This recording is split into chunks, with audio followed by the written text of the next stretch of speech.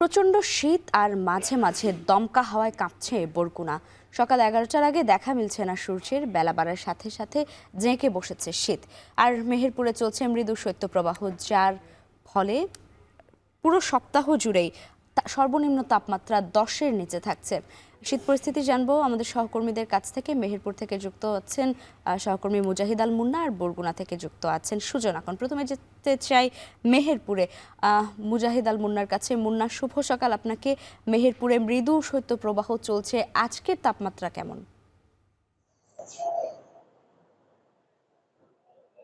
লাইবা, শুভ সকাল। আসলে আজকে তাপমাত্রার কথা যদি বলি, আজ সকাল 6টায় মেহেরপুর চুয়াডাঙ্গা আঞ্চলিক আবহাওয়া অফিস এই অঞ্চলের সর্বনিম্ন তাপমাত্রা রেকর্ড করেছে 9.2 ডিগ্রি সেলসিয়াস, যা সপ্তাহ জুড়েই কিন্তু তাপমাত্রার 12-10-এর নিচে থাকছে, যার ফলে কিন্তু হাড় কাঁপানো শীতে কাঁপছে এই দুই জনপদের লোকজন। আমি এই যে এখন দাঁড়িয়ে আছি, প্রচন্ড শীত, কিন্তু পাশাপাশি উত্তরের হিমেল হাওয়ায় কিন্তু একেবারে অতিষ্ঠ হয়ে যাচ্ছে। বিশেষ করে রাস্তাঘাটে যারা বের হচ্ছে, অতিরিক্ত বা অতি গুরুত্বপূর্ণ কাজ ছাড়া কিন্তু কেউই রাস্তায় বের হচ্ছে না। তার কারণ হচ্ছে রাস্তায় স্বাভাবিক সময়ের চাইতে মানুষজনের উপস্থিতি কিন্তু একেবারেই কম। যারা যারা রাস্তায় এসেছে বা কাজে বের হয়েছে, আমি কয়েকজনের সাথে কথা বলেছি, তারা আমাকে জানিয়েছেন প্রচন্ড শীতের কারণে কিন্তু রাস্তাতে বের হওয়া খুবই কঠিন বিষয়। তারপরেও কাজের কারণে তাদের বের হতে হয়েছে। এই শীতের ফলে কিন্তু একদিকে যেমন সাধারণ জনগণের প্রচন্ড কষ্ট হচ্ছে, তবে সবচাইতে বেশি কষ্ট হচ্ছে কিন্তু যারা দিনমজুর, দিন আনা দিন খাওয়া মানুষ বা খেটে খাওয়া মানুষ, বিশেষ করে রিক্সা চালক, ভ্যান চালক, যারা জোন খাটে, এদের কিন্তু প্রচন্ড কষ্টের মধ্যে দিন পার করতে হচ্ছে। তার দুইটা কারণ। প্রথমত হচ্ছে তাদের শীত নিবারণের জন্য ভালো কোনো পোশাক নাই, যার ফলে রাস্তাঘাটে কিন্তু আমরা দেখেছি খড়কুট জ্বালিয়ে অনেকেই শীত নিবারণের চেষ্টা করছে। আবার এরা কিন্তু শীতের কারণে ঠিকমতো কাজ পাচ্ছে না। যারা দিনমজুর, তারা প্রতিদিনের কাজটা করতে পারছে না। আবার যারা রিক্সা চালক, ভ্যান চালক, ইজি বাইক চালক, এরা কিন্তু রাস্তায় স্বাভাবিক সময় চাইতে লোকজনের উপস্থিতি কম হওয়ায় এদের ভাড়াও কিন্তু অনেকটাই কমে যাচ্ছে, যার ফলে তাদের কিন্তু দিন চালানো হয়ে যাচ্ছে কষ্টের বিষয় বা চ্যালেঞ্জের বিষয়। এছাড়াও অতিরিক্ত শীতের কারণে কিন্তু মেহেরপুর জেনারেল হাসপাতাল সহ উপজেলা যে সমস্ত স্বাস্থ্য কমপ্লেক্স গুলো রয়েছে, সেখানে কিন্তু শীতজনিত রোগীর সংখ্যা বাড়ছে। রোগীর চাপের কারণে রোগীদের সামলাতে কিন্তু হিমশিম খেতে হচ্ছে চিকিৎসকদের। তাই চিকিৎসকরা বাড়ির বয়োজ্যেষ্ঠ এবং শিশুদেরকে সাবধান থাকার পরামর্শ দিচ্ছে। লাইবা, এই ছিল আমার কাছে মেহেরপুর থেকে শীত পরিস্থিতি। মুন্না, ধন্যবাদ আপনাকে। দর্শক, এবারে আমরা যেতে চাই বরগুনায়, সেখানে আছেন সুজন। এখন সুজন, বরগুনার শীত পরিস্থিতি একটু জানান আমাদের।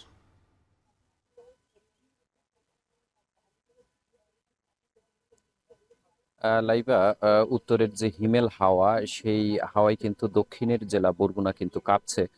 বিশেষ করে এই অঞ্চলের যারা নিম্ন আয়ের মানুষ এবং যারা শ্রমিক রয়েছেন, তারাই কিন্তু এই তীব্র শীতের কারণে কিন্তু সব থেকে বেশি বেকায়দায় পড়েছেন।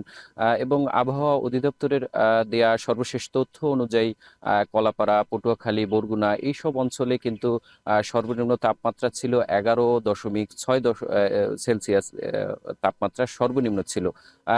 এর কারণেই বোঝা যায় যে এই অঞ্চলে শীতের যে তীব্রতা সেটি কিন্তু অনেকটাই বেড়েছে। এবং আমি সকাল থেকে দেখেছি প্রচুর পরিমাণে যে কুয়াশা, সেটিও লক্ষ্য করা যায়। এবং এই অঞ্চলের যারা নিম্ন আয়ের মানুষ আছে, তাদের কিন্তু এই তীব্র শীতের কারণে একটি বেকায়দার পরিস্থিতি হয়েছে, যার কারণে এখানে কিন্তু গরম কাপড়ের একটি সংকট রয়েছে।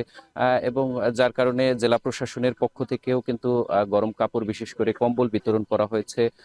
এবং এই যারা ছিন্নমূল মানুষ রয়েছে, তাদেরকেও এই প্রত্যন্ত এলাকা এবং বরগুনার যে কয়টি উপজেলা রয়েছে সেগুলোতে কিন্তু কম্বল বিতরণ করা হয়েছে। এবং শুধু জেলা প্রশাসনের পক্ষ থেকেই নয়, বিভিন্ন সাংবাদিক সংগঠন, বিশেষ করে সাংবাদিক ইউনিয়ন, প্রেস ক্লাব এবং রাজনৈতিক সংগঠনের পক্ষ থেকেও কিন্তু গরম কাপড় বিতরণ করা হয়েছে।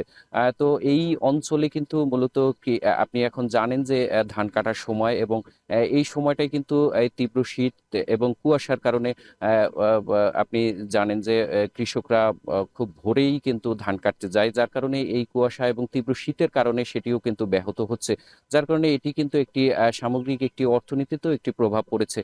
তবে শীতে এছাড়াও রয়েছে এই অঞ্চলে কিন্তু অনেক জেলে পেশার সঙ্গে জড়িত রয়েছেন, তারাও কিন্তু একটি চরম বেকায়দায় পড়েছে। বিশেষ করে সমুদ্রে যারা গভীর সমুদ্রে মাছ শিকার করতে যান, তারাও কিন্তু এই তীব্র শীতের কারণে তারা মাছ শিকারে অনেকটাই বেগ পেতে হয়।